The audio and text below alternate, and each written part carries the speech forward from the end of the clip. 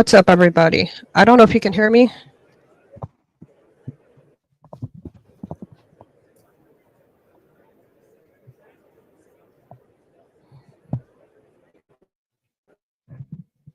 Hello, hello. I don't think this is working, but let me know in the chat.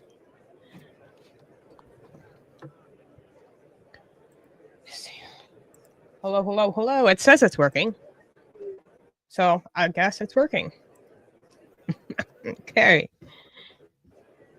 I have to get a computer chair in here. Don't mind me. I bought one. I just got to put it together. Look how small this is. Let me see if I can get a pillow. I'm short. What do you want from me?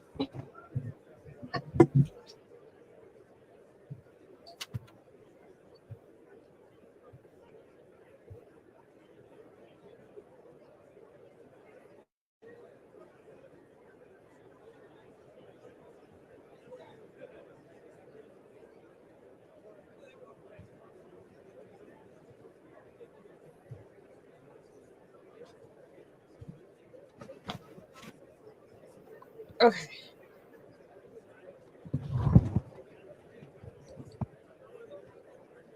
This is not my day today.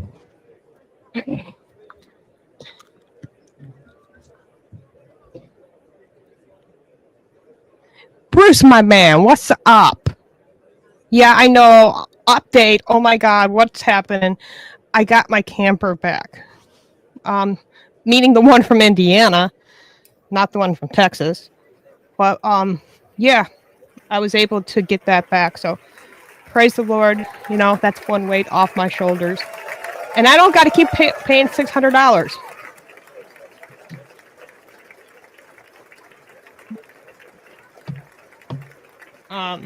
So there's that.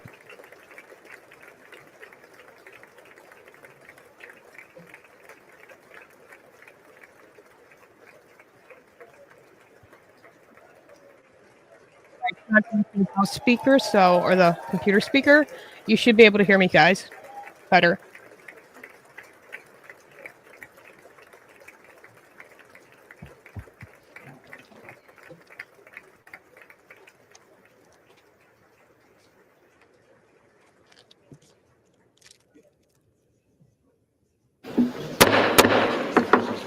Speaker, the President's Cabinet.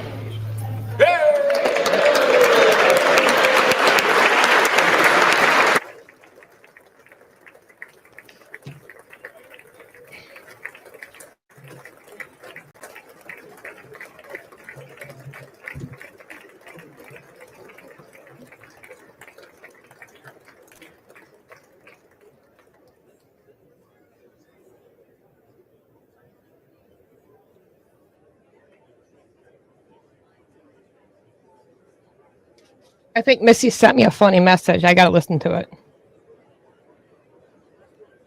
Got a few chair cushions in here. What'd she say? Got a few chair cushions in here. Oh. Yeah. I'm live. Thank you, Missy. I'll maybe go grab one or something. Thank you, sweetheart. If you're watching.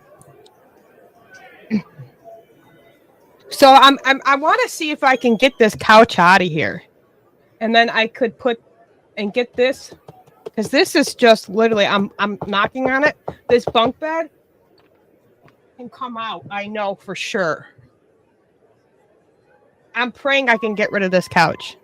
I told whatchamacallit, when I bought this camper and I first got it, that was my plan. But that didn't happen, so.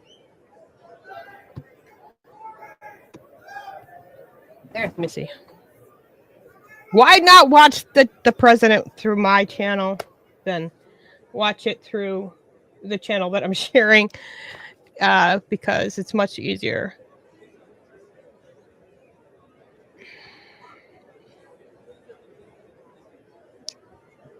I forgot to get myself an ashtray. Let me see if I can grab something. I gotta get that computer chair put together.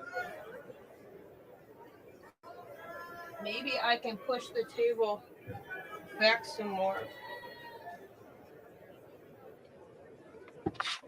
Let me see here.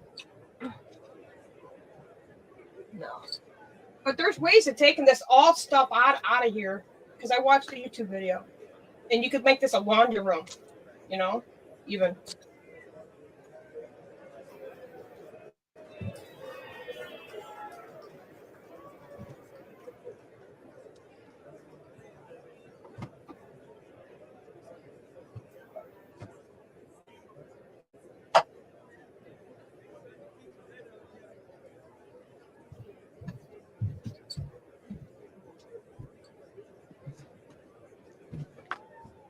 I hope that chair has a where it can rise up, the one that I bought, because I am short, you know.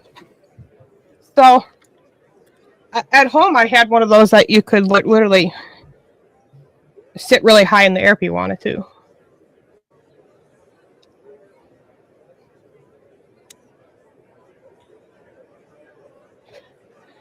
want to come out and join me? I just lit it up.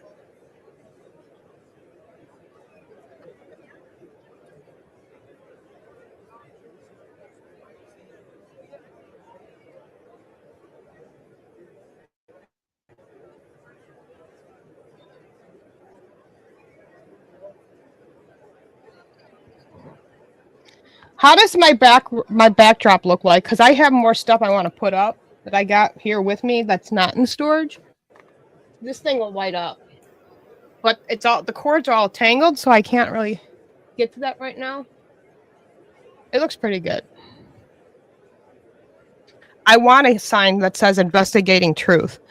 That's what I want for a gift my kids can get me, like a LED custom sign.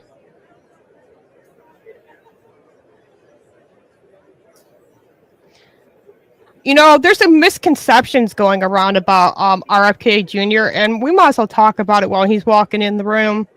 You know, there's been an outbreak of measles, you know, in certain states, and he specifically said this. He said something in the news article that literally totally contradicted what he's been saying for decades. The headline is always the way, let it put it this way, these left nut jobs at these news networks and newspapers always take words, mix it, edit, and do what they want with it. He said this. He's been talking about the dangers of them. He's been talking about facts about them. I can't get into detail because I'm here on YouTube. But he's also mentioned that it is a parent's choice. Hey, Lisa B, good to see you.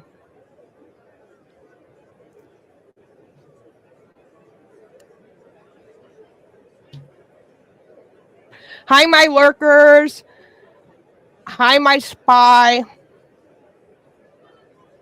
You might as well know that I'm not giving up. That's all I got to say to that.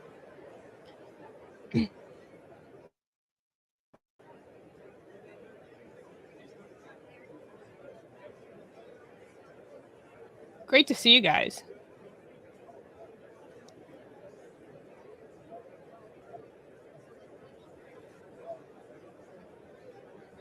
We should do a live stream, me and Missy, one time, huh? How about that? Maybe we can do like a Bible thing.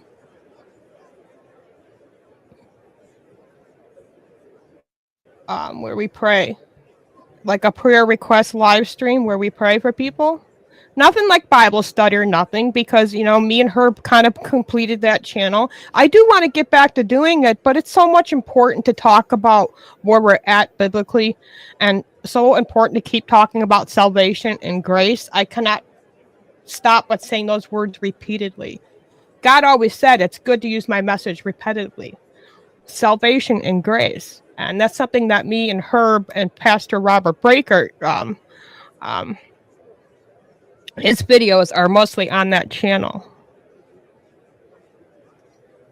So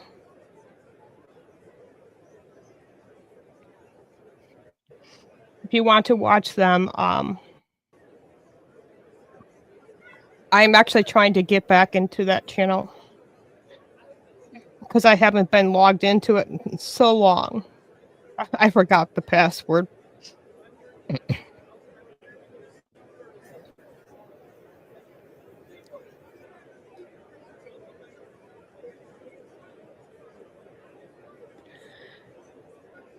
Absolutely.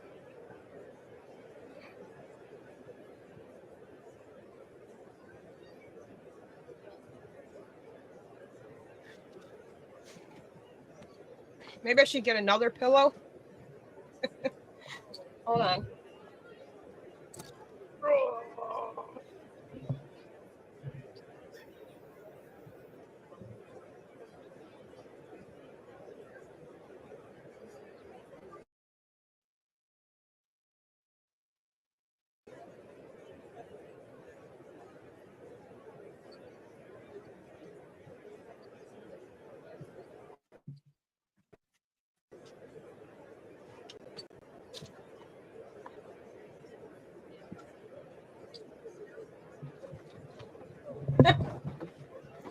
Okay.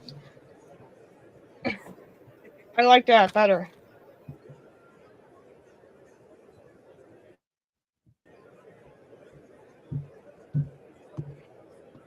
You know, while we're waiting, I did want to address some issues, you know, about my PTSD. I want everyone to know I've already gotten set up with a counselor, and then the counselor can set me up with my psychiatrist if I, pursue to do that. I definitely, it's going to feel good to be able to talk to somebody, because in New York I just didn't feel comfortable. Here. I'm happy. I want people to know that if people can't tell, I'm doing a lot better. Mr. Speaker, the President of the United States.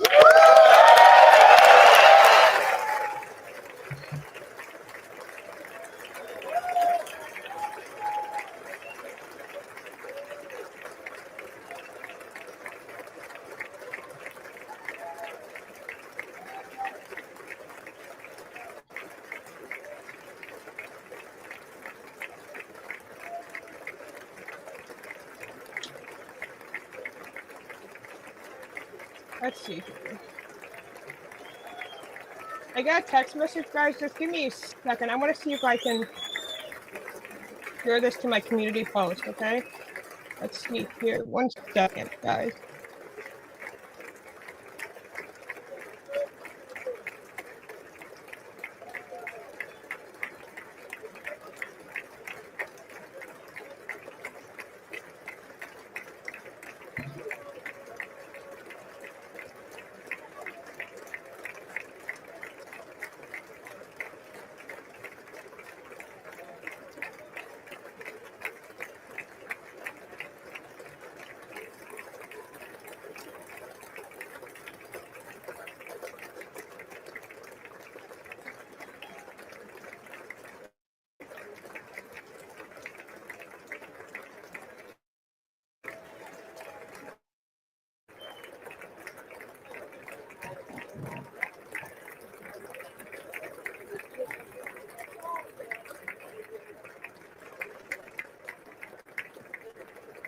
I definitely need a pair of glasses.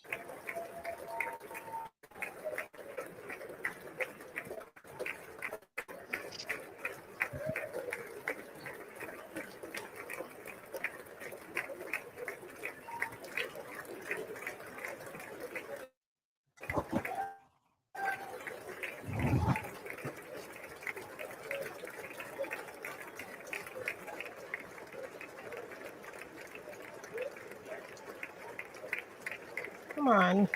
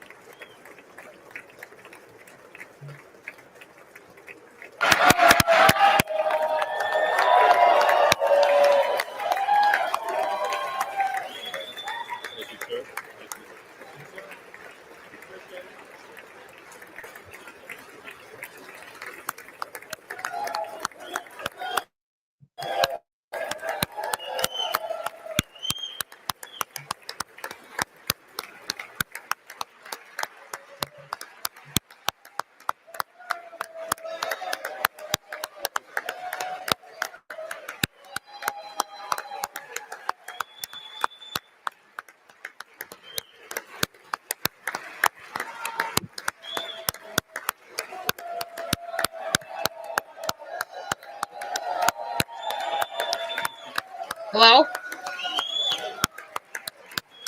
right, thanks, guys.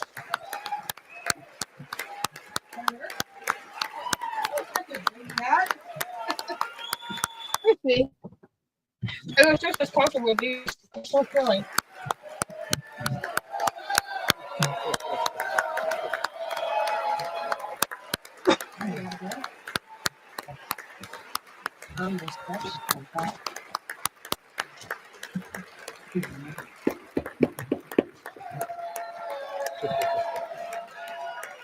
I'm so short. Speaker Johnson, Vice President Vance, the First Lady of the United States,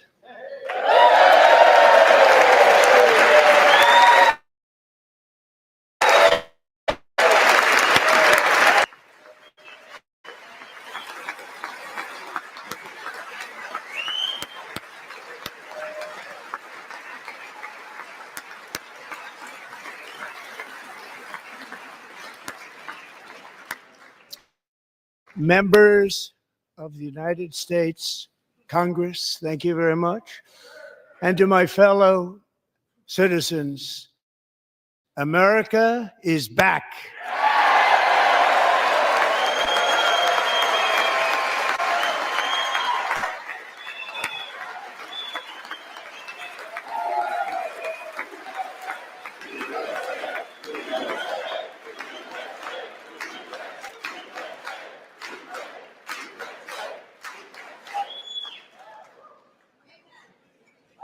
6 weeks ago, I stood beneath the dome of this Capitol and proclaimed the dawn of the golden age of America. From that moment on, it has been nothing but swift and unrelenting action to usher in the greatest and most successful era in the history of our country. We have accomplished more in 43 days than most administrations accomplished in 4 years or 8 years, and we are just getting started.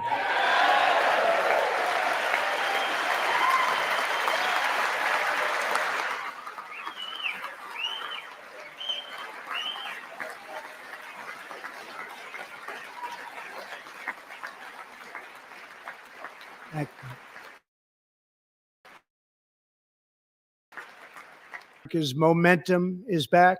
Our spirit is back. Our pride is back. Our confidence is back. And the American dream is surging bigger and better than ever before.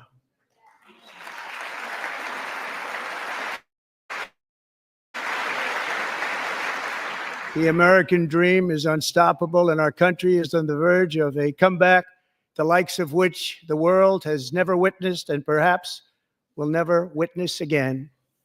There's never been anything like it. The presidential election of November 5th was a mandate like has not been seen in many decades. We won all 7 swing states, giving us an electoral college victory of 312 votes.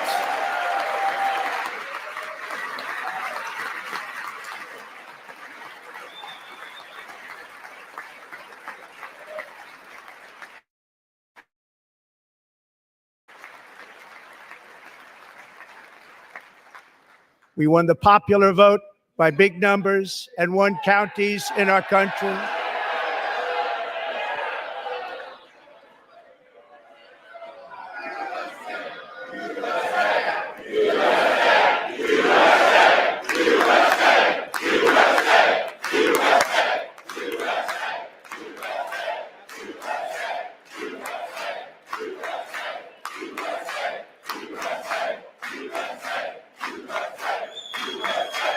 And won counties in our country, 2,700 to 525, on a map that reads almost completely red for Republican.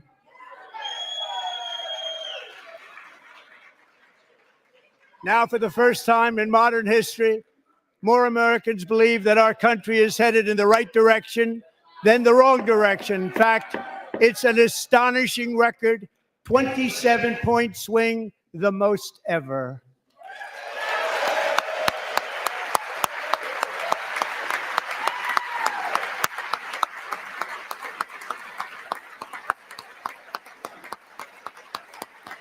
Likewise, small business optimism saw its single largest 1-month gain ever recorded. Mr. President. A 41-point jump. Members are directed to uphold and maintain decorum in the House and to cease any further disruptions. That's your warning.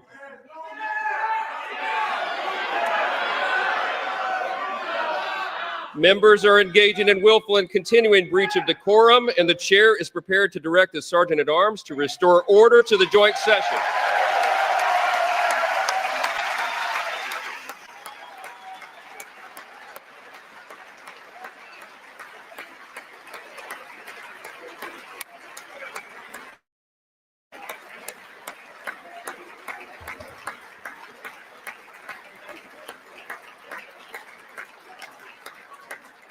Mr. Gray, take your seat. Take your seat, sir. Take your seat. Finding that members continue to engage in willful and concerted disruption of proper decorum, the chair now directs the Sergeant at Arms to restore order. Remove this gentleman from the chamber.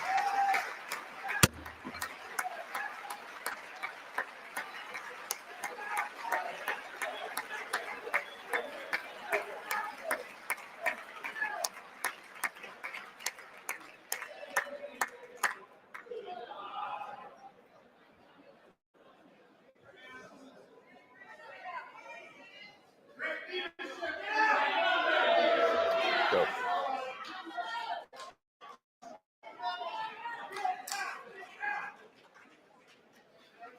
Members are directed to uphold and maintain decorum in the House. Mr. President, you continue. Thank you. Over the past 6 weeks, I have signed nearly 100 executive orders and taken more than 400 executive actions, a record to restore common sense, safety, optimism, and wealth all across our wonderful land. The people elected me to do the job, and I'm doing it.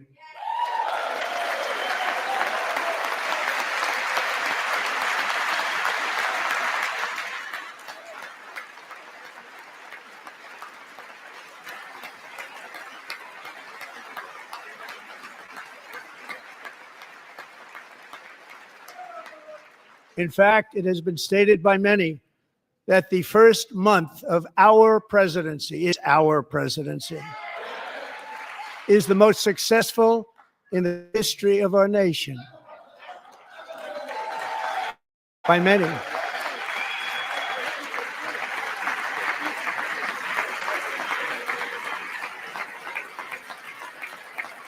And what makes it even more impressive is that, do you know who number 2 is? George Washington. How about that? How about that? I don't know about that list, but we'll take it. Within hours of taking the oath of office, I declared a national emergency on our southern border, and I deployed the U.S. military and Border Patrol to repel the invasion of our country. And what a job they've done. As a result, illegal border crossings last month were by far the lowest ever recorded, ever.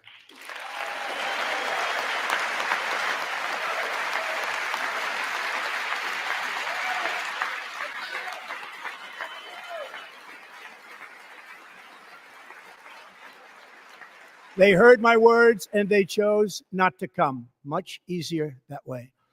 In comparison, under Joe Biden, the worst president in American history, there were hundreds of thousands of illegal crossings a month, and virtually all of them, including murderers, drug dealers, gang members, and people from mental institutions and insane asylums, were released into our country. Who would want to do that?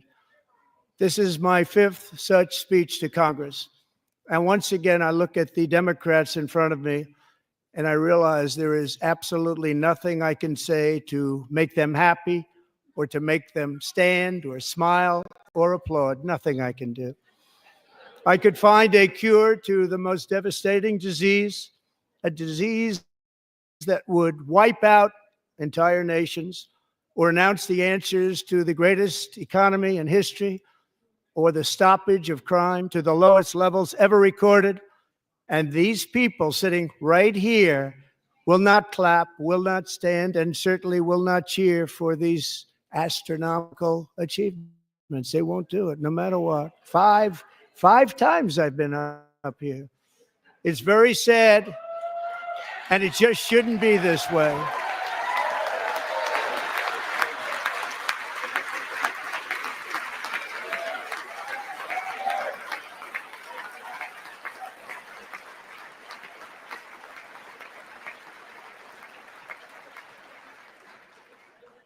So Democrats sitting before me, for just this one night, why not join us in celebrating so many incredible wins for America?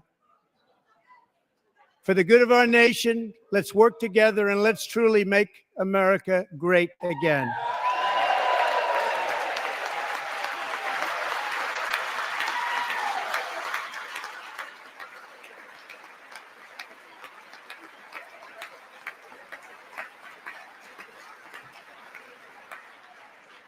Every day, my administration is fighting to deliver the change America needs to bring a future that America deserves, and we're doing it. This is a time for big dreams and bold action. Upon taking office, I imposed an immediate freeze on all federal hiring, a freeze on all new federal regulations, and a freeze on all foreign aid.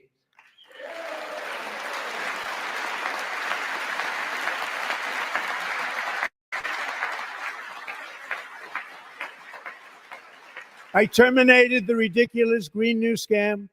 I withdrew from the unfair Paris Climate Accord, which was costing us trillions of dollars that other countries were not paying. I withdrew from the corrupt World Health Organization. And I also withdrew from the anti-American UN Human Rights Council.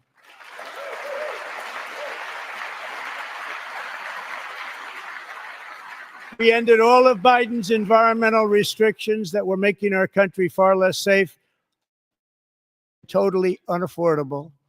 And importantly, we ended the last administration's insane electric vehicle mandate, saving our auto workers and companies from economic destruction.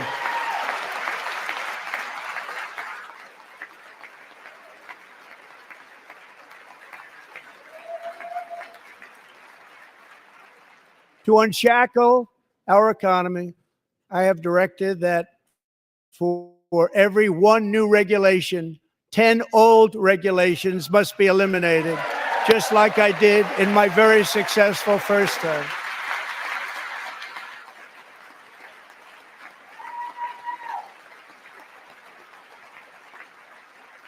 And in that first term, we set records on ending unnecessary rules and regulations like no other president had done before. We ordered all federal workers to return to the office. They will either show up for work in person or be removed from their job.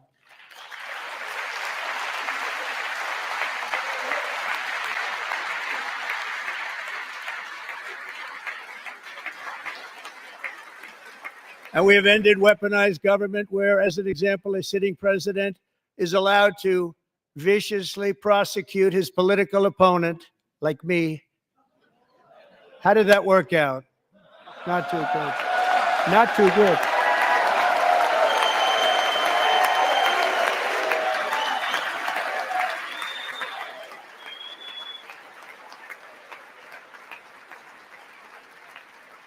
And I have stopped all government censorship and brought back free speech in America. It's back.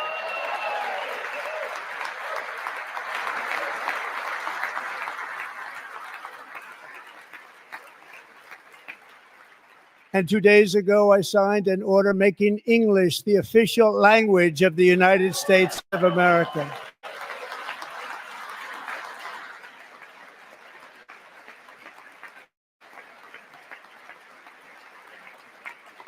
I renamed the Gulf Gulf of Mexico, the Gulf of America.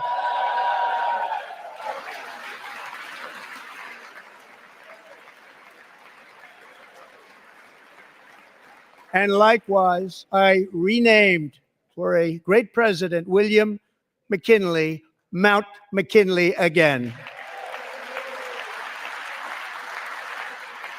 Beautiful Alaska. We love Alaska.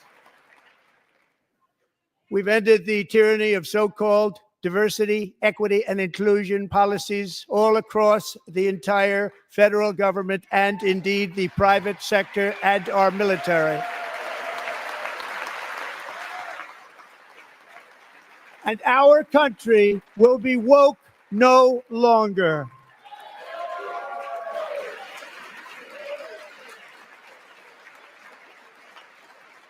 We believe that whether you are a doctor, an accountant, a lawyer, or an air traffic controller, you should be hired and promoted based on skill and competence, not race or gender.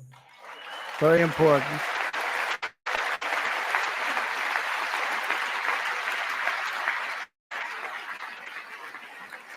You should be hired based on merit. And the Supreme Court, in a brave and very powerful decision, we have removed the poison of critical race theory from our public schools, and I signed an order making it the official policy of the United States government that there are only two genders, male and female.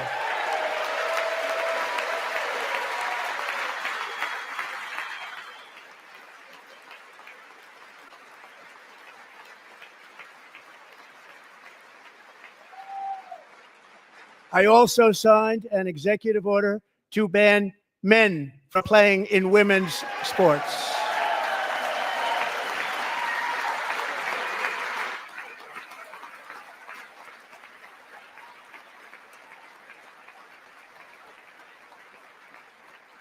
Three years ago, Peyton McNabb was an all-star high school athlete, one of the best, preparing for a future in college sports. But when her girls' volleyball match was invaded by a male, he smashed the ball so hard in Peyton's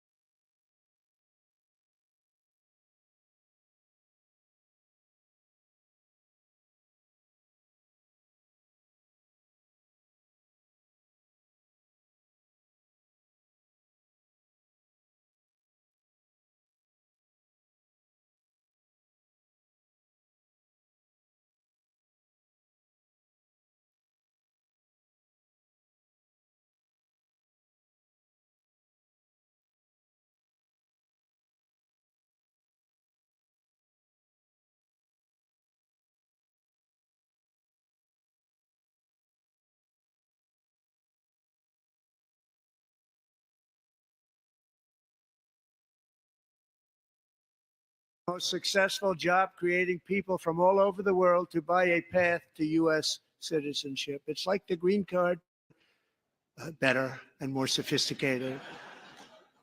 And these people will have to pay tax in our country. They won't have to pay tax from where they came. The money that they've made, you wouldn't want to do that, but they have to pay tax, create jobs. They'll also be taking people out of colleges and paying for them so that we can keep them in our country instead of having them being forced out. Number one, at the top school, as an example, being forced out and not being allowed to stay and create tremendous numbers of jobs and great success for a company out there. So while we take out the criminals, killers, traffickers, and child predators who are allowed to enter our country under the open border policy of these people, the Democrats, the Biden administration, the open border insane policies that you've allowed to destroy our country, we will now bring in brilliant, hardworking, job-creating people.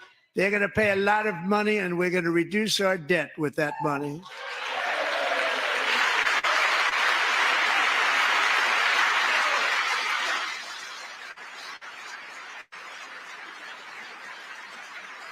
Americans have given us a mandate for bold and profound change. For nearly 100 years, the federal bureaucracy has grown until it has crushed our freedoms, ballooned our deficits, and held back America's potential in every possible way. The nation founded by pioneers and risk takers now drowns under millions and millions of pages of regulations and debt. Approvals that should take 10 days to get instead take 10 years, 15 years, and even 20 years before you're rejected. Meanwhile, we have hundreds of thousands of federal workers who have not been showing up to work. My administration will reclaim power from this unaccountable bureaucracy, and we will restore true democracy to America again.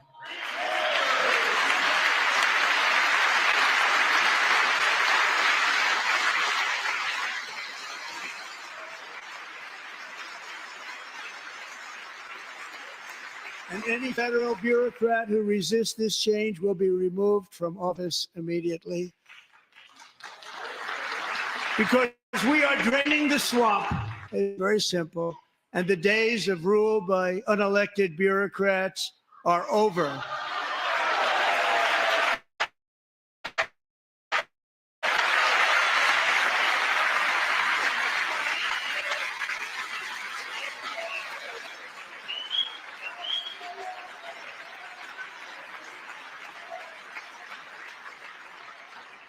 And the next phase of our plan to deliver the greatest economy in history is for this Congress to pass tax cuts for everybody. They're in there. They're waiting for you to vote. And I'm sure that the people in my right, I don't mean the Republican right, but my right here, I'm sure you're going to vote for those tax cuts, because otherwise I don't believe the people will ever vote you into office. So I'm doing you a big favor by telling you that. But I know this group is going to be voting for the tax.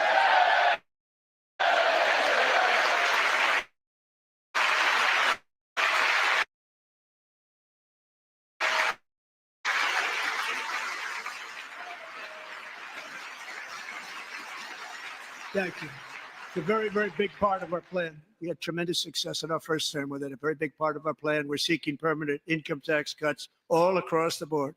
And to get urgently needed relief to Americans hit especially hard by inflation, I'm calling for no tax on tips, no tax on overtime, and no tax on Social Security benefits for our great seniors.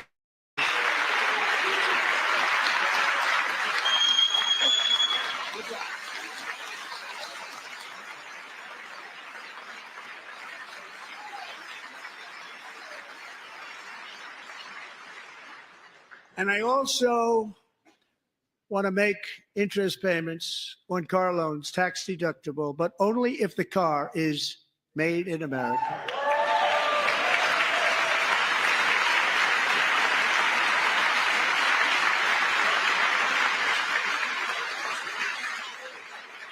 And by the way, we're going to have growth in the auto industry like nobody's ever seen. Plants are opening up all over the place. Deals are being made. never seen. That's a combination of the election win and tariffs. It's a beautiful word, isn't it? That, along with our other policies, will allow our auto industry to absolutely boom. It's going to boom. Spoke to the majors today, all three, the top people, and they're so excited. In fact, already numerous car companies have announced that they will be building massive automobile plants in America, with Honda just announcing a new plant in Indiana, one of the largest anywhere in the world.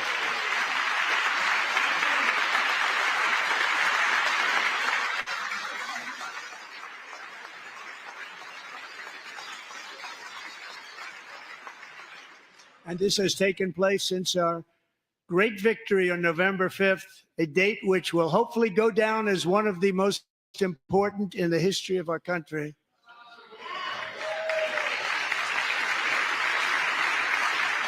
In addition, as part of our tax cuts, we want to cut taxes on domestic production and all manufacturing. And just as we did before, we will provide 100% expensing. It will be retroactive to January 20th, 2025.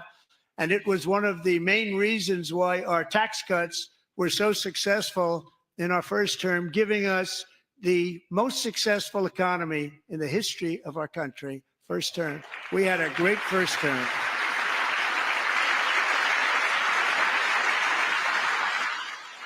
If you don't make your product in America, however, under the Trump administration, you will pay a tariff, and in some cases, a rather large one.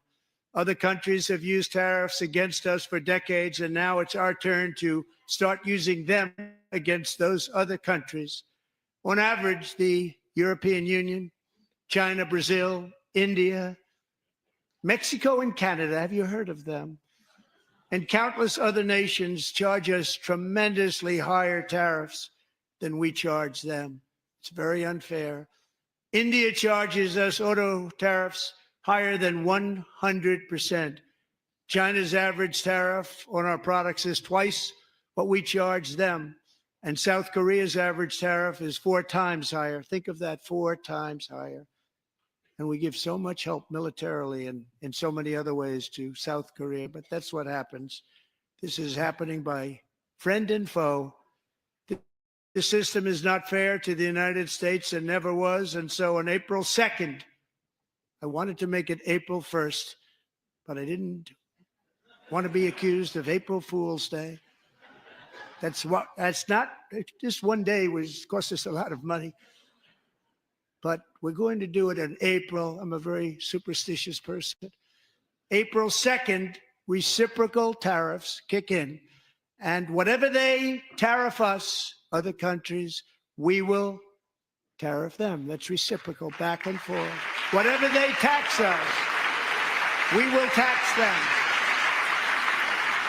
If they do non-monetary tariffs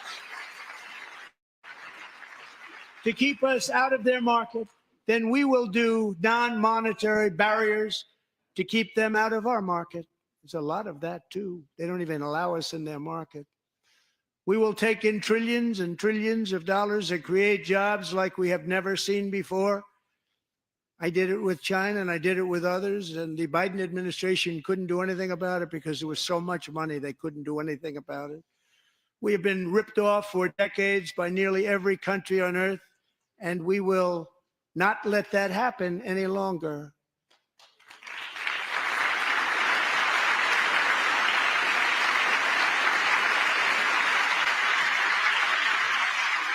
Much has been said over the last 3 months about Mexico and Canada, but we have very large deficits with both of them. But even more importantly, they've allowed fentanyl to come into our country at levels never seen before, killing hundreds of thousands of our citizens and many very young, beautiful people, destroying families.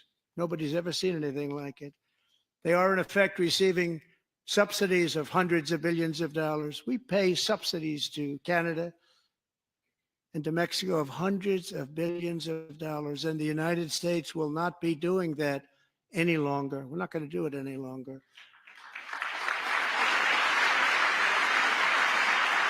Thanks to our America First policies we're putting into place, we have had $1.7 trillion of new investment in America in just the past few weeks. The combination of the election and our economic policies that people of SoftBank, one of the most brilliant anywhere in the world, announced a $200 billion investment. OpenAI and Oracle, Larry Ellison, announced $500 billion investment, which they wouldn't have done if Kamala had won. Apple announced $500 billion investment. Tim Cook called me. He said, I cannot spend it fast enough. It's going to be much higher than that, I believe. They'll be building their plants here instead of in China. And just yesterday, Taiwan Semiconductor, the biggest in the world, most powerful in the world, has a tremendous amount, 97% of the market, announced a $165 billion investment to build the most powerful chips on earth right here in the USA.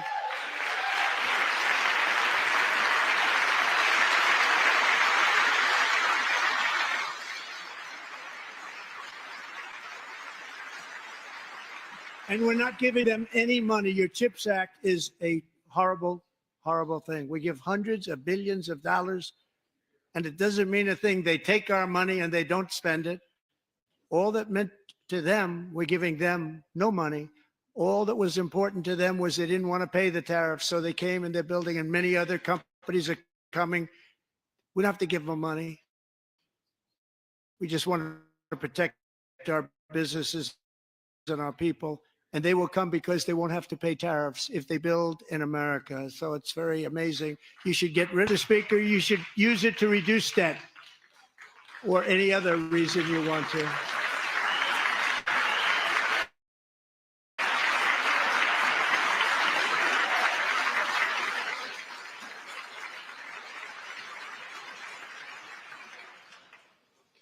Our new trade policy will also be great for the American farmer. I love the farmer. Who will now be selling into our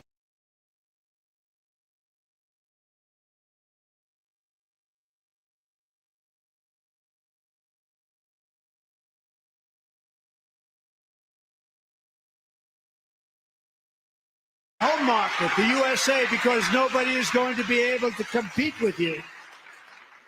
Because there's goods that come in from other countries and companies. They're really in a bad position in so many different ways. They're uninspected. They may be very dirty and disgusting, and they come in and they pour in, and they hurt our American farmers. The tariffs will go on agricultural product coming into America, and our farmers, starting on April 2nd, it may be a little bit of an adjustment period. We had that before when I made the deal with China, $50 billion of purchases. And I said, just bear with me. And they did. They did. Probably have to bear with me again. And this will be even better. That was great. The problem with it was that Biden didn't enforce it. He didn't enforce it. $50 billion of purchases. They were doing great, but Biden did not enforce it. And it hurt our farmers. But our farmers are going to have a field day right now. So to our farmers, have a lot of fun. I love you too. I love you too. It's all going to happen.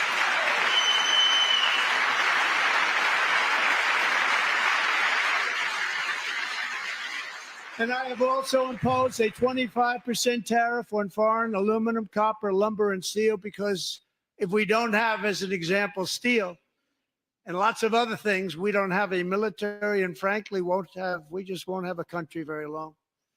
Here today is a proud American steelworker, fantastic person from Decatur, Alabama. Jeff Denard has been working at the same steel plant for 27 years in a job that has allowed him to serve as the captain of his local volunteer fire department, raised 7 children with his beautiful wife, Nicole, and over the years provide a loving home for more than 40 foster children. So great, Jeff.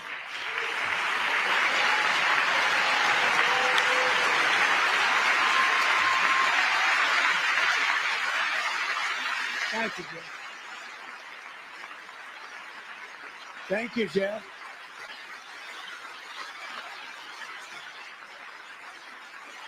Stories like Jeff's remind us that tariffs are not just about protecting American jobs. They're about protecting the soul of our country.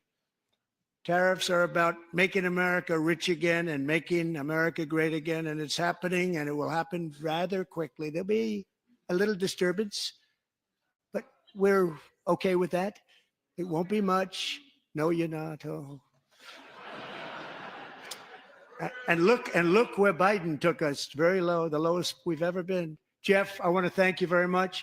And I also want to recognize another person who has devoted herself to foster care community. She worked so hard on it. A very loving person, our magnificent First Lady of the United States.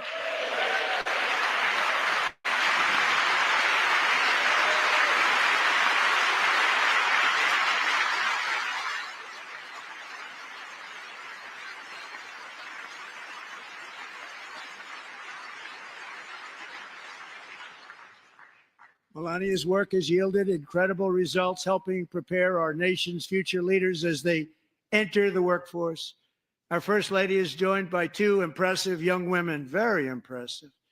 Haley Ferguson, who benefited from the First Lady's Fostering the Future initiative and is poised to complete her education and become a teacher. And Elliston Berry, who became a victim of an illicit deepfake image produced by a peer. With Elliston's help, the Senate just passed the Take It Down Act, and this is so important. Thank you very much, John. John Thune, thank you. Stand up, John. Thank you, John.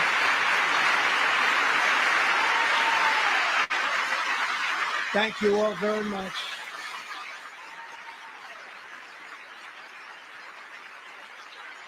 Thank you. And thank you to John Thune and the Senate. Great job. To criminalize the publication of such images online is a terrible, terrible thing. And once it passes the House, I look forward to signing that bill into law. Thank you. And I'm going to use that bill for myself, too, if you don't mind. Because nobody gets treated worse than I do online. Nobody. That's great. Thank you very much to the Senate. Thank you. But if we truly care about protecting Americans' children, no step is more crucial than securing America's borders. Over the past 4 years, 21 million people poured into the United States. Many of them were murderers, human traffickers, gang members, and other criminals from the streets of dangerous cities all throughout the world. Because of Joe Biden's insane and very dangerous open border policies, they are now strongly embedded in our country, but we are getting them out and getting them out fast.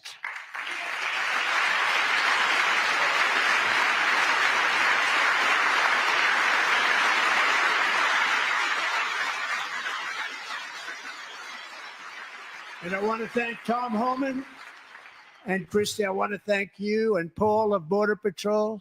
I want to thank you. What a job they've all done. Everybody, Border Patrol, ICE, law enforcement in general is incredible. We have to take care of our law enforcement. Have to.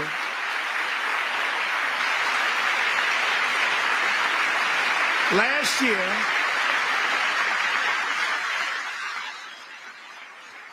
a brilliant 22-year-old nursing student named Laken Riley, the best in her class, admired by everybody, went out for a jog on the campus of the University of Georgia.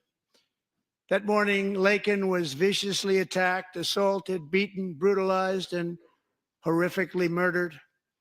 Laken was stolen from us by a savage illegal alien gang member who was arrested while trespassing across Biden's open southern border and then set loose into the United States under the heartless policies of that failed administration. It was indeed a failed administration. He had then been arrested and released in a Democrat-run sanctuary city, a disaster, before ending the life of this beautiful young angel. With us this evening are Lakin's beloved mother, Allison, and her sister, Lauren.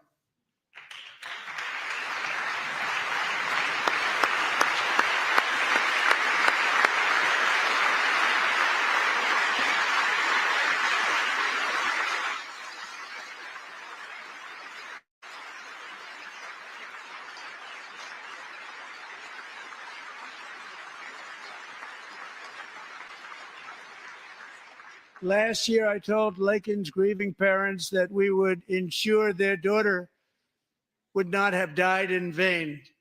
That's why the very first bill I signed into law as your 47th president mandates the detention of all dangerous criminal aliens who threaten public safety. It's a very strong, powerful act.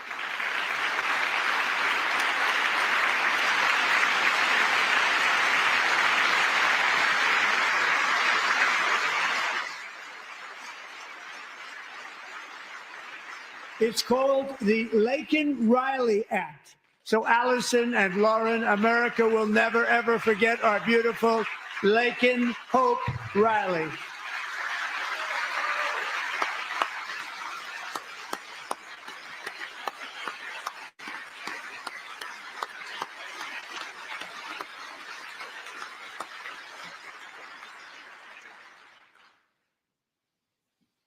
Thank you very much. Since taking office, my administration has launched the most sweeping border and immigration crackdown in American history, and we quickly achieved the lowest numbers of illegal border crossers ever recorded. Thank you.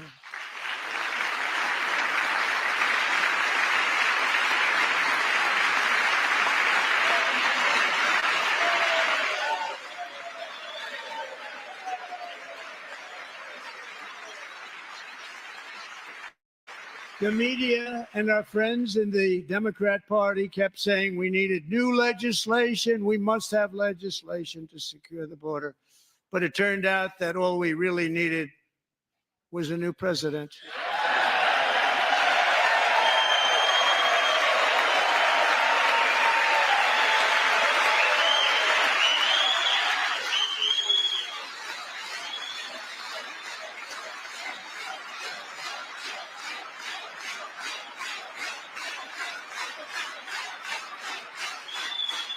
Thank you. Joe Biden didn't just open our borders, he flew illegal aliens over them to overwhelm our schools, hospitals, and communities throughout the country. Entire towns like Aurora, Colorado, and Springfield, Ohio, buckled under the weight of the migrant occupation and corruption like nobody's ever seen before. Beautiful towns destroyed. Now, just as I promised in my inaugural address, we are achieving the great liberation of America.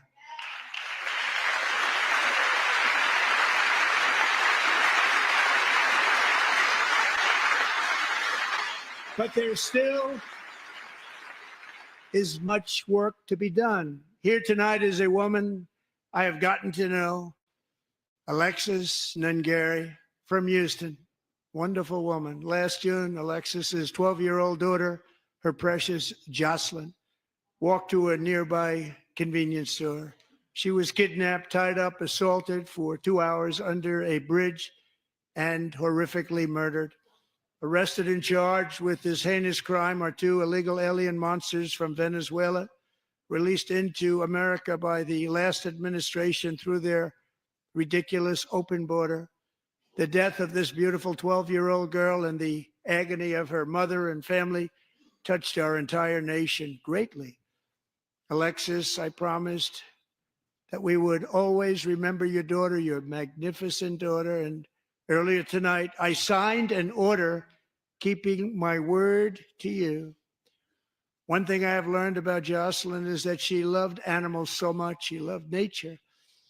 Across Galveston Bay, from where Jocelyn lived in Houston, you will find a magnificent national wildlife refuge, a pristine, peaceful, 34,000-acre sanctuary for all of God's creatures on the edge of the Gulf of America. Alexis Moments ago, I formally renamed that refuge in loving memory of your beautiful daughter, Jocelyn.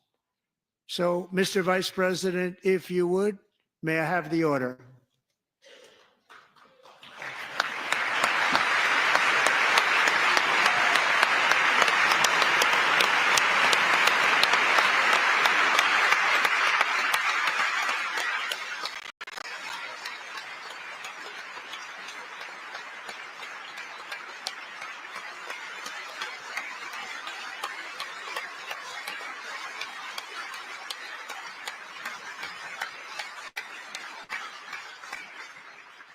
Thank you very much.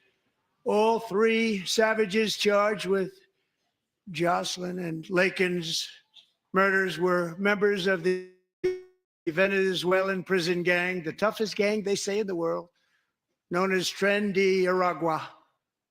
2 weeks ago, I officially designated this gang, along with MS-13 and the bloodthirsty Mexican drug cartels, as foreign terrorist organizations.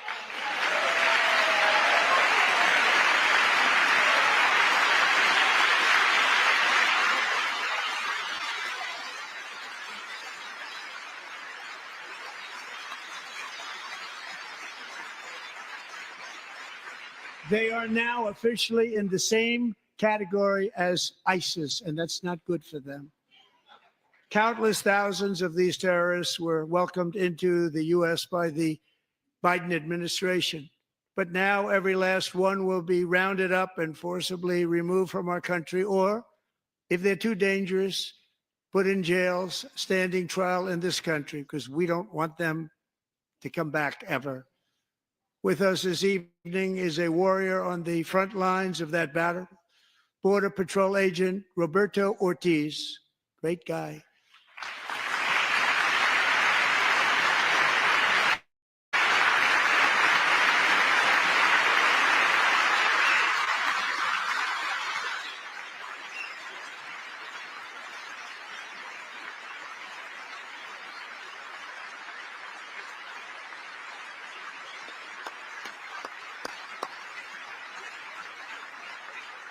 In January, Roberto and another agent were patrolling by the Rio Grande near an area known as Cartel Island. Doesn't sound too nice to me.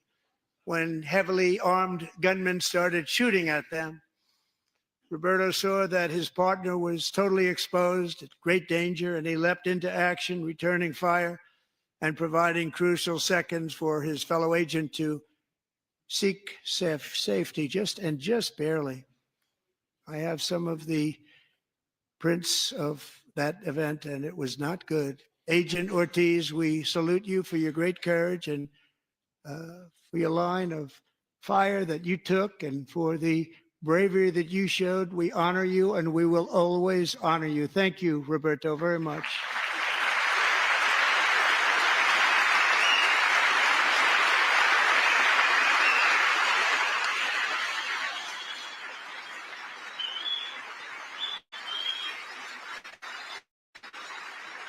Thank you, Roberto. And I actually got to know him on my many calls to the border. He's a great, great gentleman. The territory to the immediate south of our border is now dominated entirely by criminal cartels that murder, rape, torture, and exercise total control. They have total control over a whole nation, posing a grave threat to our national security. The cartels are waging war in America, and it's time for America to wage war on the cartels, which we are doing.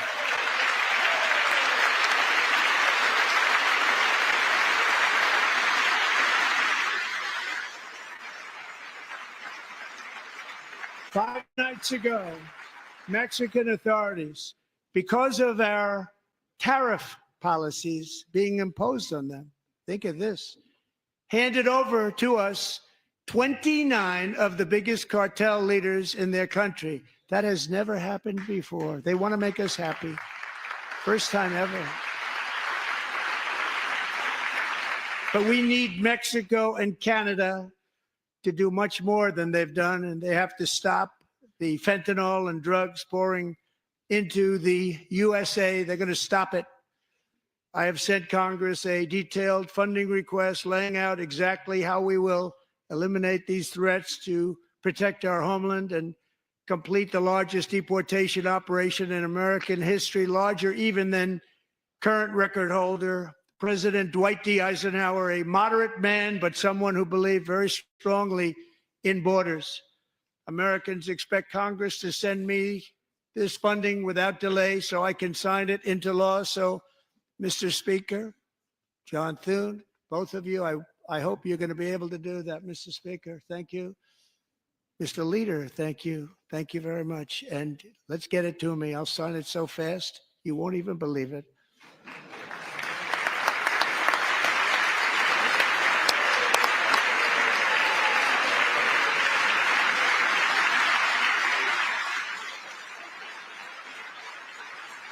And as we reclaim our sovereignty, we must also bring back law and order to our cities and towns.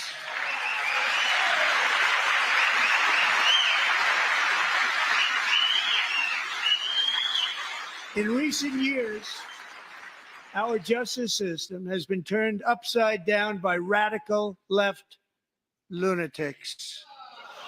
Many jurisdictions virtually ceased enforcing the law against dangerous repeat offenders while weaponizing law enforcement against political opponents like me. My administration has acted swiftly and decisively to restore fair, equal, and impartial justice under the constitutional rule of law, starting at the FBI and the DOJ. Pam, good luck. Cash, wherever you may be, good luck. Good luck. Pam Bondi. Good luck. So important. Going to do a great job. Cash, thank you. Thank you, Cash.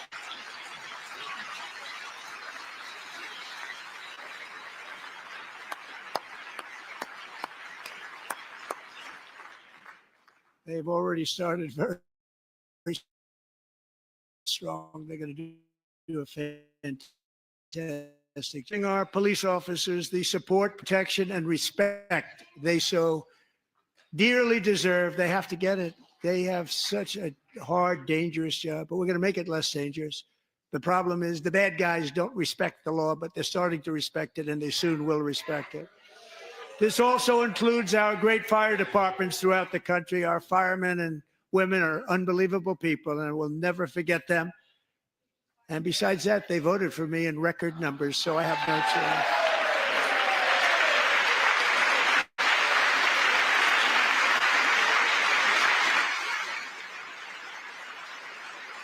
1 year ago this month, 31-year-old New York police officer Jonathan Diller, unbelievably wonderful person and a great officer, was gunned down at a traffic stop on Long Island. I went to his funeral. The vicious criminal charged with his murder had 21 prior arrests, and they were rough arrests, too. He was a real bad one. The thug in the seat next to him had 14 prior arrests and went by the name of Killer. He was Killer. He killed other people, they say, a lot of them. I attended Officer Diller's service, and when I met his wife and one-year-old son, Ryan, it was very inspirational, actually. His widow's name is Stephanie, and she is here tonight. Stephanie, thank you very much, Stephanie. Thank you very much.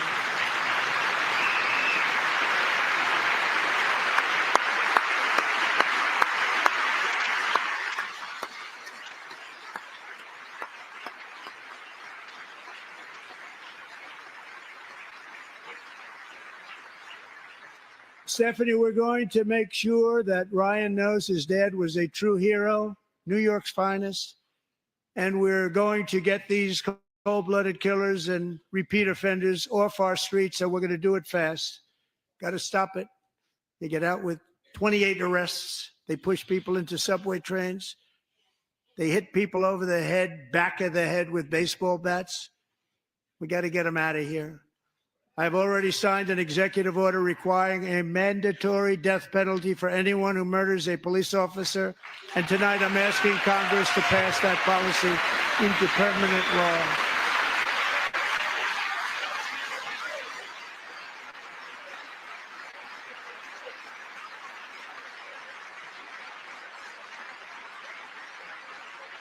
I'm also asking for a new crime bill getting tough on repeat offenders while enhancing protections for America's police officers so they can do their jobs without fear of their lives being totally destroyed.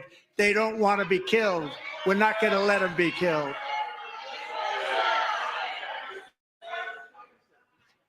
Joining us in the gallery tonight is a young man who truly loves our police.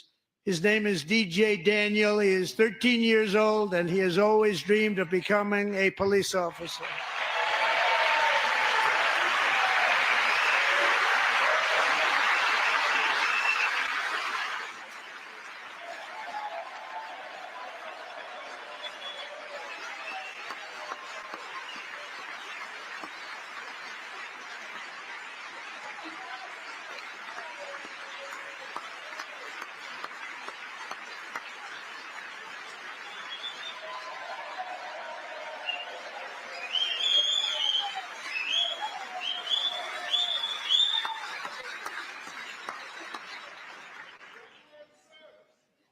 But in 2018, DJ was diagnosed with brain cancer.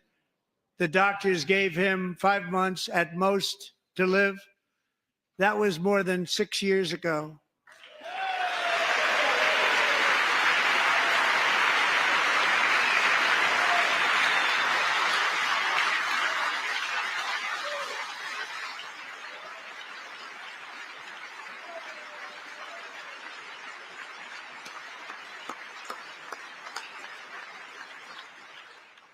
Since that time, DJ and his dad have been on a quest to make his dream come true, and DJ has been sworn in as an honorary law enforcement officer, actually a number of times. The police love him, the police departments love him. And tonight, DJ, we're going to do you the biggest honor of them all. I am asking our new Secret Service Director, Sean Curran, to officially make you an agent of the United States Secret Service.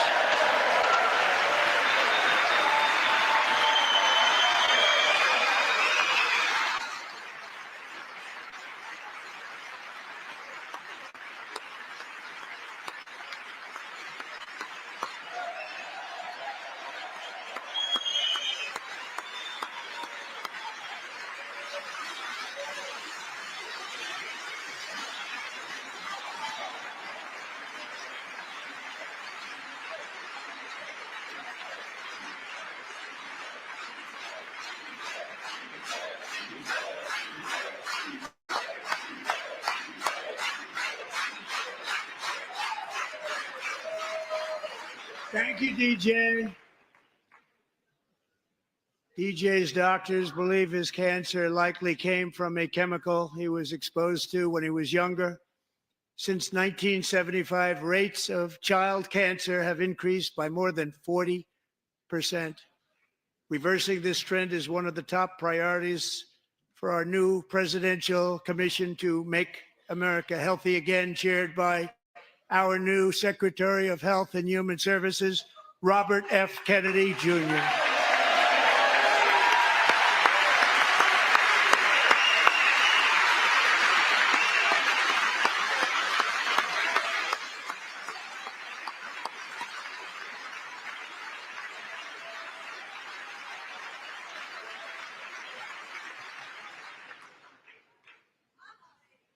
With the name Kennedy, you would have thought everybody over here would have been cheering.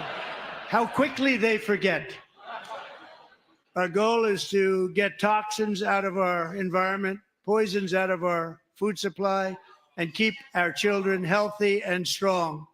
As an example, not long ago, and you can't even believe these numbers, 1 in 10,000 children had autism, 1 in 10,000.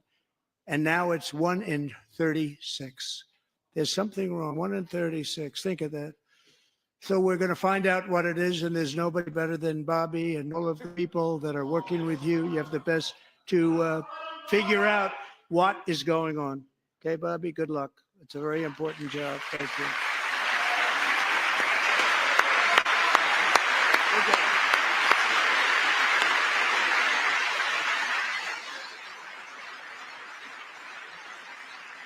Thank you. My administration is also working to protect our children from toxic ideologies in our schools. A few years ago, January Littlejohn and her husband discovered that their daughter's school had secretly socially transitioned their 13-year-old little girl. Teachers and administrators conspired to deceive January and her husband while encouraging her daughter to use a new name and pronouns. They, them pronoun, actually, all without telling January, who is here tonight and is now a courageous advocate against this form of child abuse. January, thank you. Thank you. Thank you very much.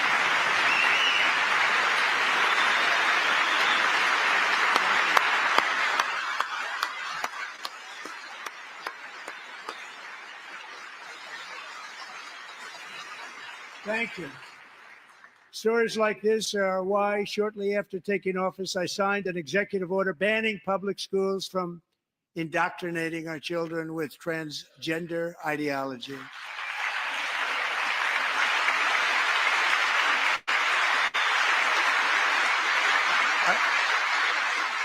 I also signed an order to cut off all taxpayer funding to any institution that engages in the sexual mutilation of our youth.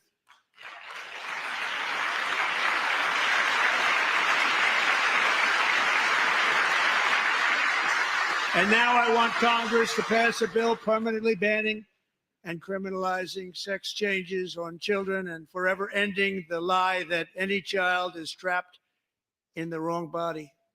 This is a big lie.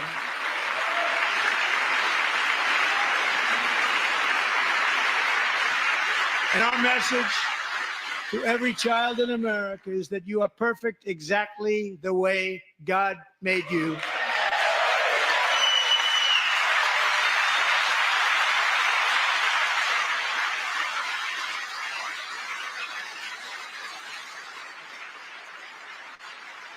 Because we're getting wokeness out of our schools and out of our military, and it's already out, and it's out of our society. We don't want it. Wokeness is trouble.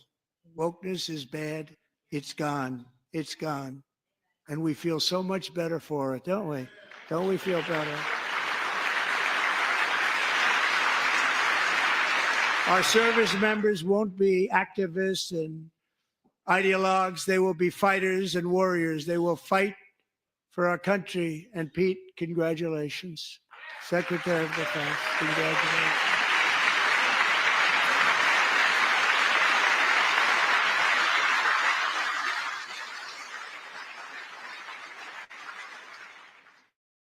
And he's not big into the woke movement, I can tell you. I know him well. I am pleased to report that in January, the U.S. Army had its single best recruiting month in 15 years, and that all armed services are having among the best recruiting results ever in the history of our services. What a difference.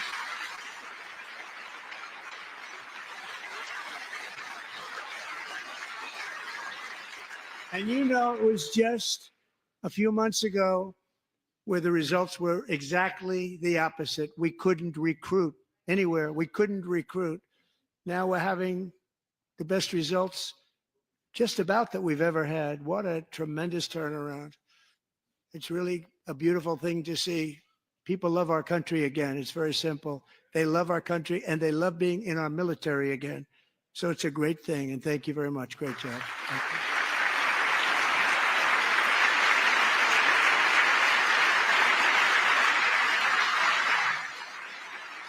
We're joined tonight by a young man, Jason Hartley, who knows the weight of that call of duty.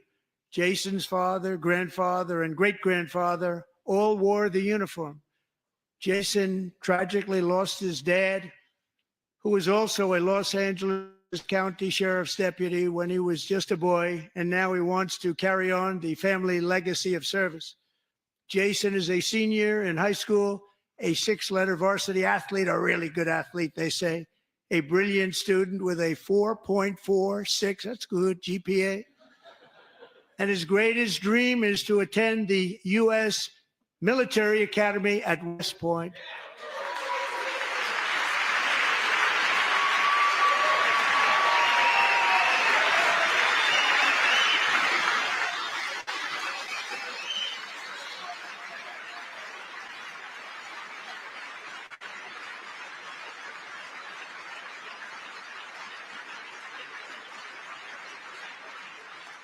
And Jason, that's a very big deal getting in. That's a hard one to get into. But I'm pleased to inform you that your application has been accepted.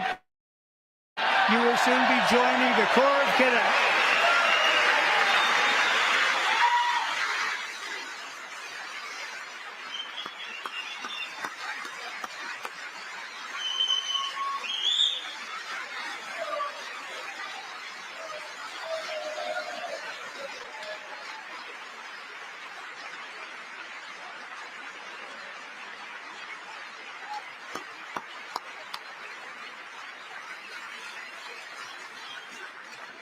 Thank you. Jason, you're going to be on the long gray line, Jason. As Commander-in-Chief, my focus is on building the most powerful military of the future. As a first step, I'm asking Congress to fund a state-of-the-art Golden Dome missile defense shield to protect our homeland, all made in the USA.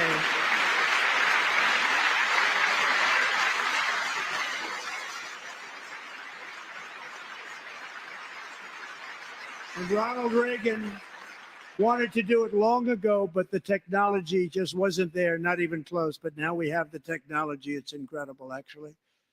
And other places they have it. Israel has it. Other places have it. And the United States should have it too, right, Tim, right? They should have it too. So I want to thank you. But it's a very, very important. This is a very dangerous world. We should have it. We want to be protected, and we're going to protect our citizens like never before. To boost our defense industrial base, we are also going to resurrect the American shipbuilding industry, including commercial shipbuilding and military shipbuilding.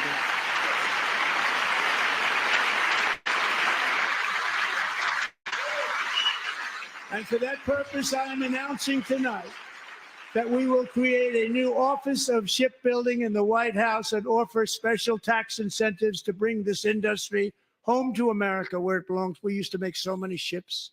We don't make them anymore very much, but we're going to make them very fast, very soon.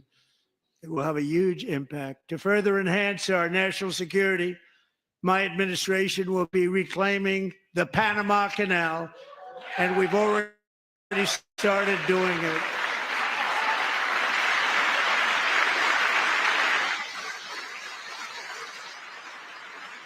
Just today, a large American company announced they are buying both ports around the Panama Canal and lots of other things having to do with the Panama Canal and a couple of other canals.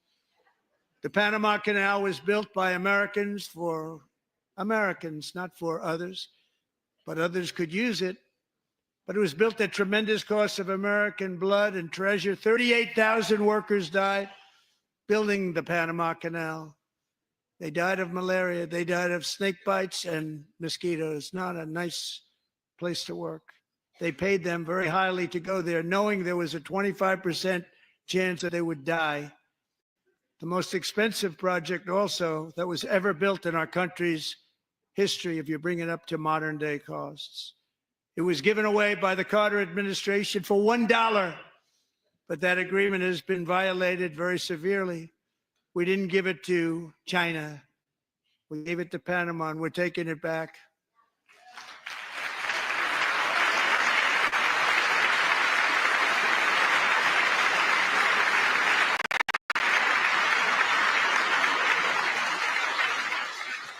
And we have Marco Rubio in charge. Good luck, Marco.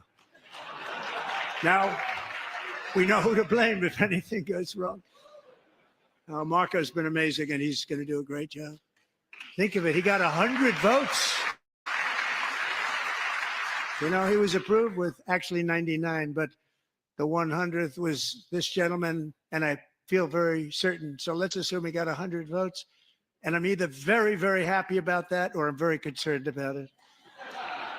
But he's already proven. I mean, he's a great gentleman. He's respected by everybody, and we appreciate you voting for Marco. He's going to do a fantastic job. Thank you. Thank you. He's doing a great job.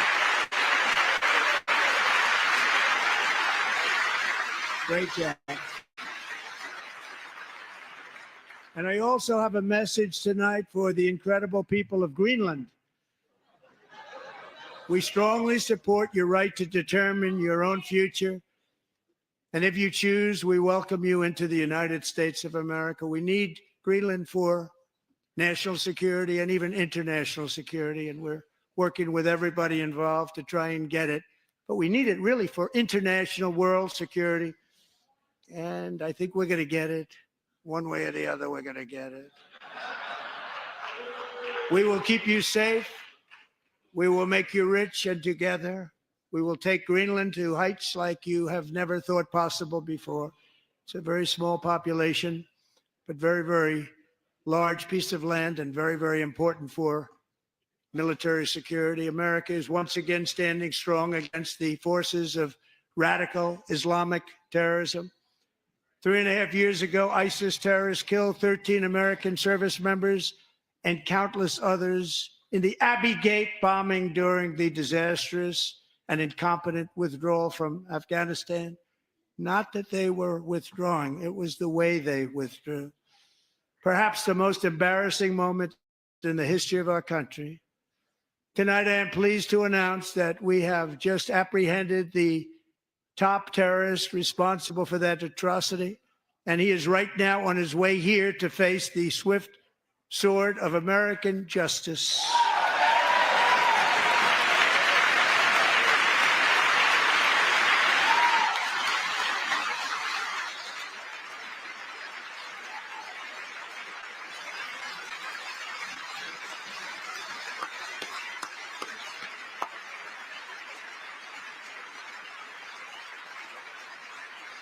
And I want to thank especially the government of Pakistan for helping arrest this monster.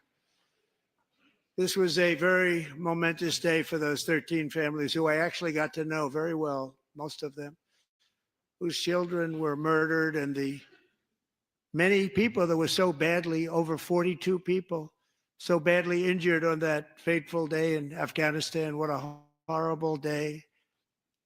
Such incompetence was shown. That when Putin saw what happened, I guess he said, wow, maybe this is my chance. That's how bad it was. Should have never happened. Grossly incompetent people. I spoke to many of the parents and loved ones, and they're all in our hearts tonight. Just spoke to them on the phone. We had a big call. Every one of them called, and everybody was on the line, and they did nothing but cry with happiness. They were very happy, as happy as you can be under those circumstances. Their child, brother, sister, son, daughter was killed for no reason whatsoever. In the Middle East, we're bringing back our hostages from Gaza. In my first term, we achieved one of the most groundbreaking peace agreements in generations, the Abraham Accords.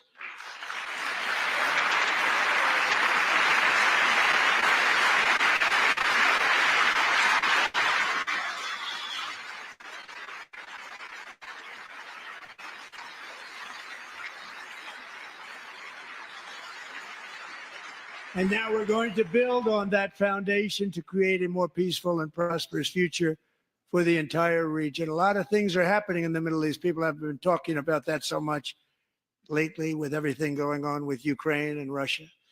But a lot of things are happening in the Middle East. It's a rough neighborhood, actually. I'm also working tirelessly to end the savage conflict in Ukraine.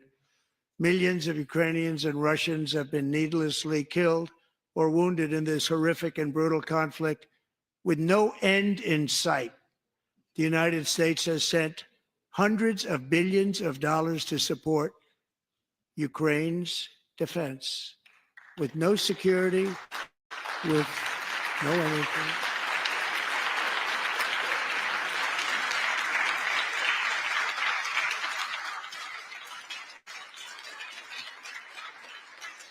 Do you hear that, people? Democrats are Do you want to keep it clapping going for another 5 years? for that. Yeah. Pay you attention, would say people. Pocahontas They're says clapping, yes. giving your billions of dollars to Ukraine. You hardworking American people who pay taxes.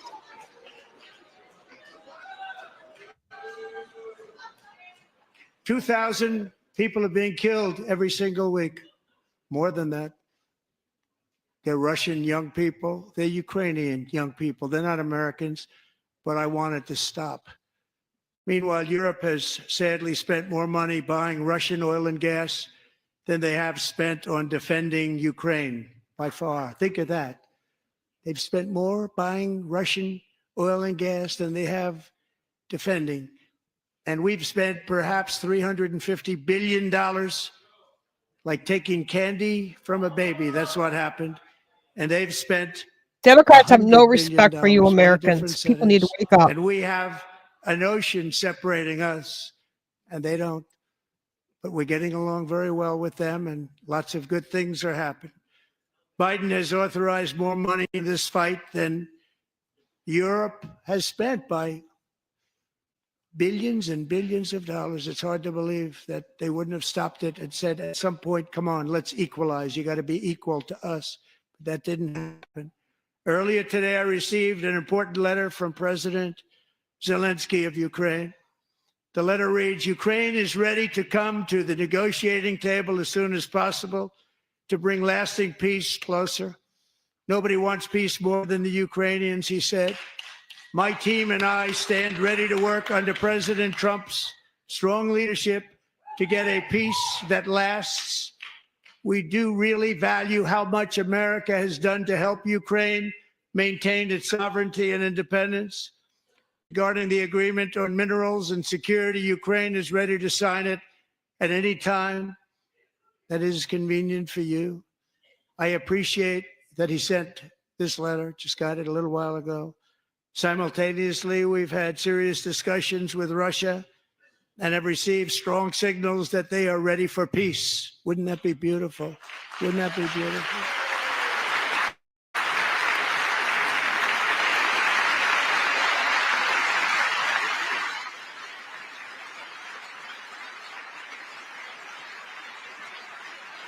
Wouldn't that be beautiful?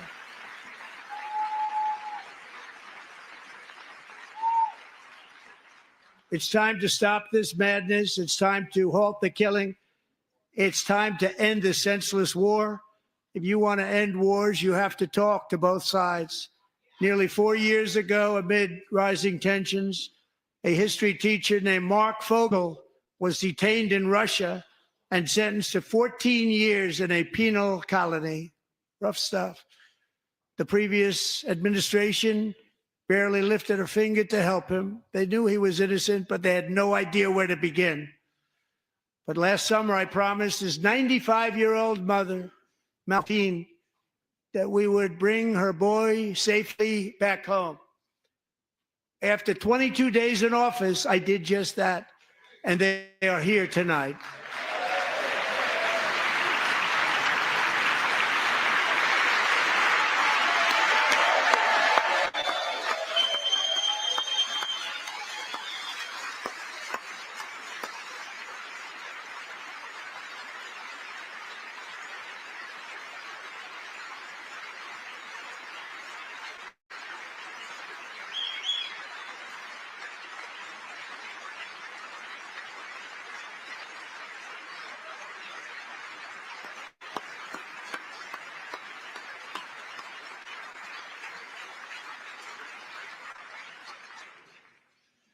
To Mark and his great mom, we are delighted to have you safe and sound and with us. As fate would have it, Mark Fogel was born in a small rural town in Butler, Pennsylvania. Have you heard of it? Where his mother has lived for the past 78 years. I just happened to go there last July 13th for a rally. That was not pleasant. And that is where I met his beautiful mom right before I walked onto that stage. And I told her I would not forget what she said about her son. And I never did I? Never forgot. Less than 10 minutes later, at that same rally, gunfire rang out and a sick and deranged assassin unloaded 8 bullets from his sniper's perch into a crowd of many thousands of people. My life was saved by a fraction of an inch, but some were not so lucky.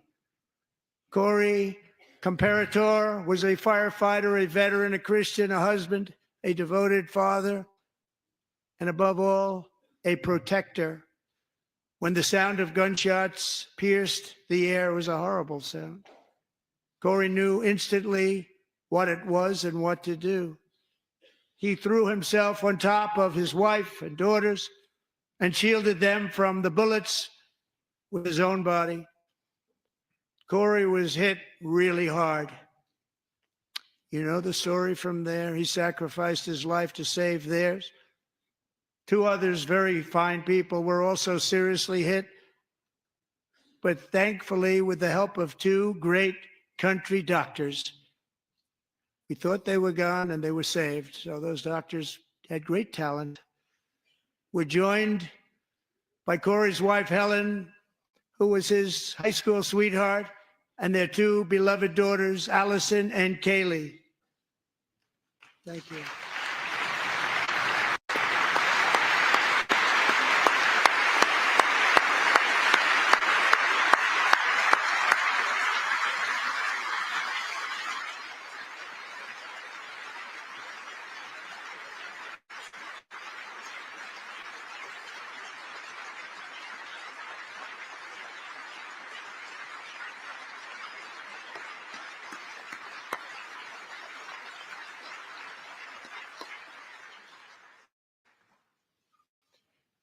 To Helen, Allison, and Kaylee, Corey is looking down on his three beautiful ladies right now, and he is cheering you on. He loves you. He is cheering you on.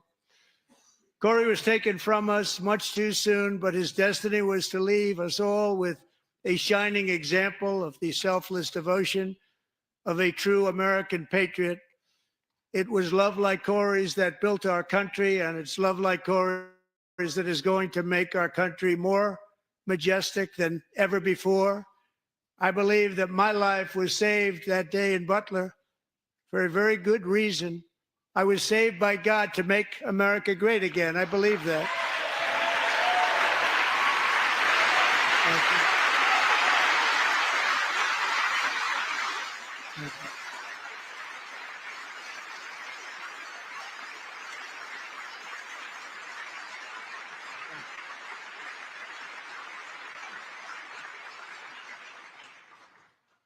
Thank you very much. From the patriots of Lexington and Concord to the heroes of Gettysburg and Normandy, from the warriors who crossed the Delaware to the trailblazers who climbed the Rockies, and from the legends who soared at Kitty Hawk to the astronauts who touched the moon, Americans have always been the people who defied all odds, transcended all dangers, made the most extraordinary sacrifices, and did whatever it took to defend our children, our country, and our freedom. And as we have seen in this chamber tonight, that same strength, faith, love, and spirit is still alive and thriving in the hearts of the American people.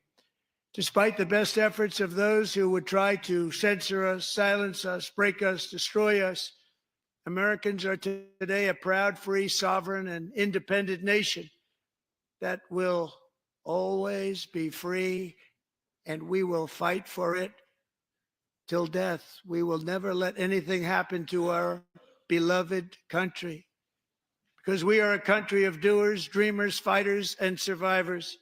Our ancestors crossed a vast ocean, strode into the unknown wilderness, and carved their fortunes from the rock and soil of a perilous and very dangerous frontier. They chased our destiny across a boundless continent. They built the railroads, laid the highways, and graced the world with American marvels like the Empire State Building, the mighty Hoover Dam, and the towering Golden Gate Bridge. They lit the world with electricity, broke free of the force of gravity, fired up the engines of American industry, vanquished the communists, fascists, and Marxists all over the world, and gave us countless modern wonders sculptured out of iron, glass, and steel. We stand on the shoulders of these pioneers who won and built the modern age, these workers who poured their sweat into the skylines of our cities, These warriors who shed their blood on fields of battle and gave everything they had for our rights and for our freedom. Now it is our time to take up the righteous cause of American liberty. And it is our turn to take America's destiny into our own hands and begin the most thrilling days in the history of our country. This will be our greatest era. With God's help, over the next 4 years, we are going to lead this nation even higher, and we are going to forge the freest, most advanced, most dynamic, and most dominant civilization ever to exist on the face of this earth. We are going to create the highest quality of life, build the safest and wealthiest and healthiest and most vital communities anywhere in the world. We are going to conquer the vast frontiers of science, and we are going to lead humanity into space and plant the American flag on the planet Mars and even far beyond.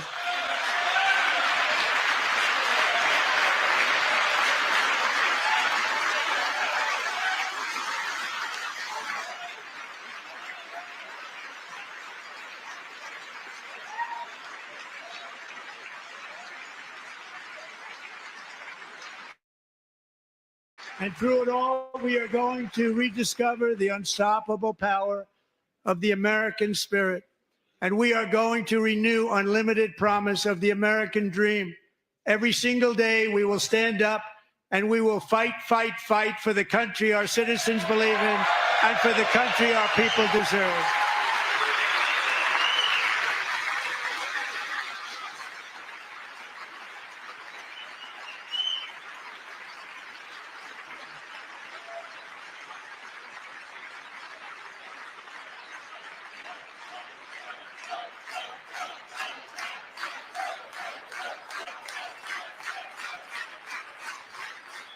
My fellow Americans, get ready for an incredible future, because the golden age of America has only just begun. It will be like nothing that has ever been seen before. Thank you, God bless you, and God bless America.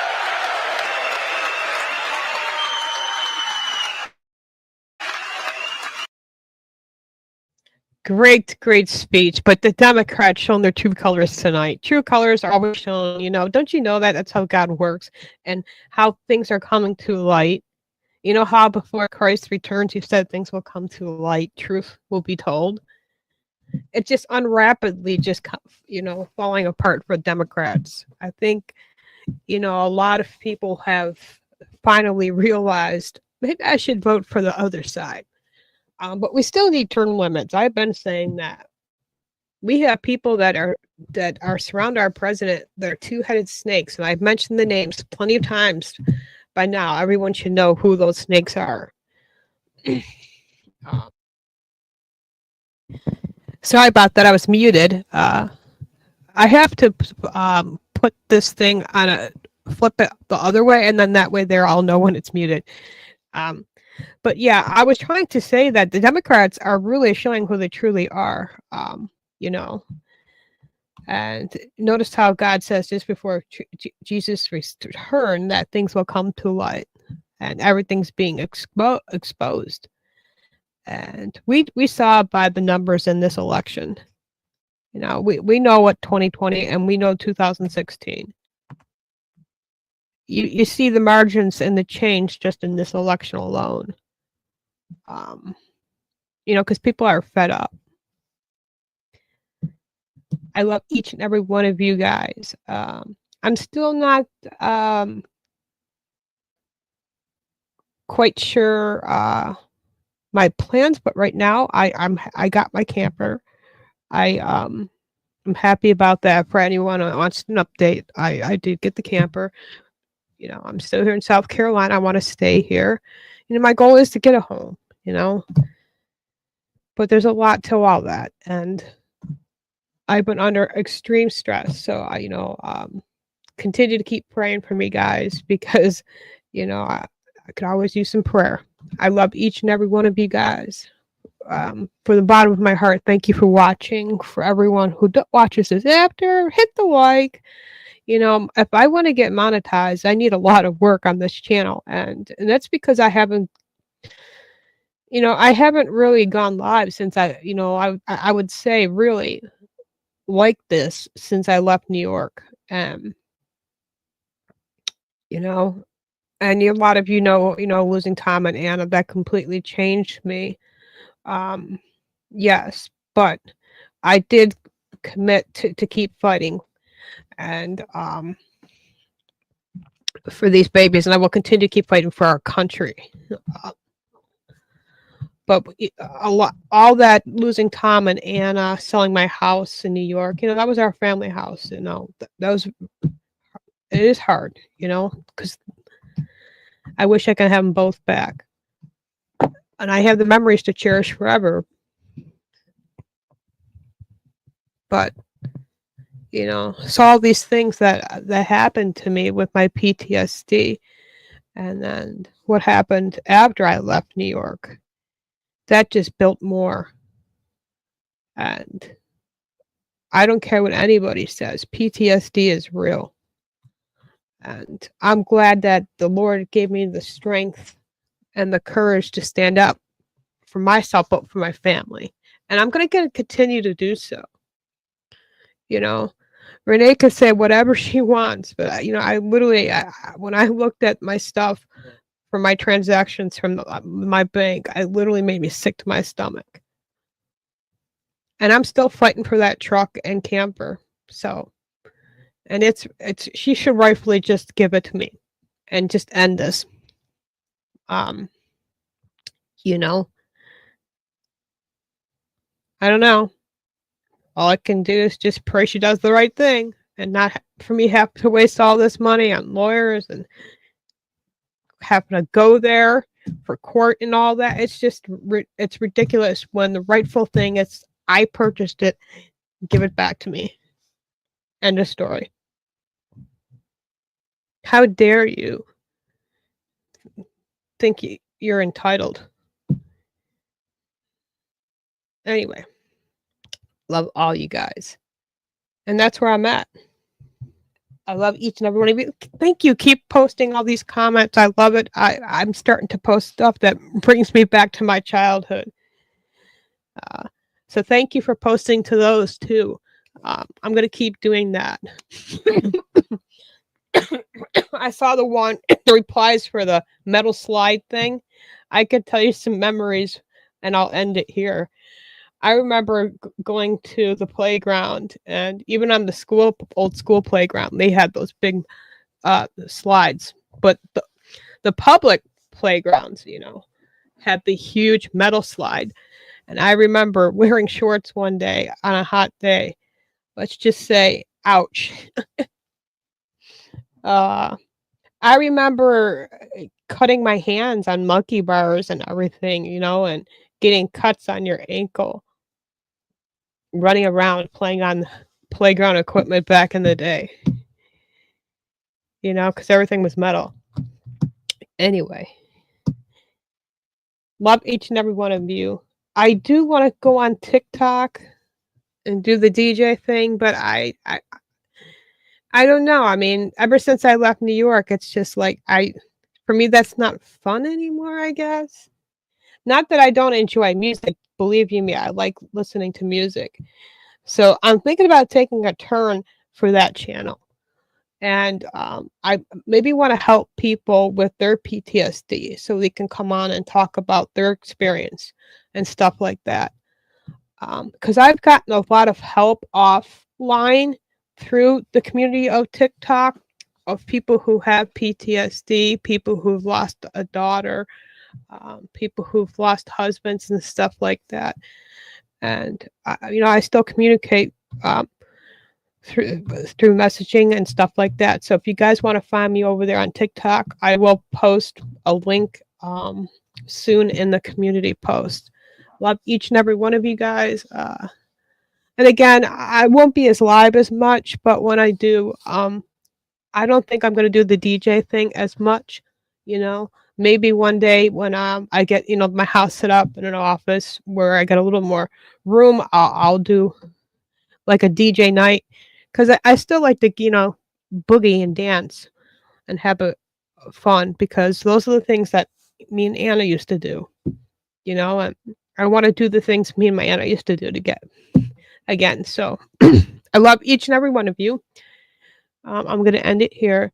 It is kind of late. I'm usually in bed by now. I'm surprised I'm not passed out. But I'm up by the crack of dawn all the time. Yeah, I said it. People on the left hate when you say that, the crack of dawn. Why? My grandfather used to say something else, and I can't say things half the time. Anyway, love you guys, and I will see you on the next one.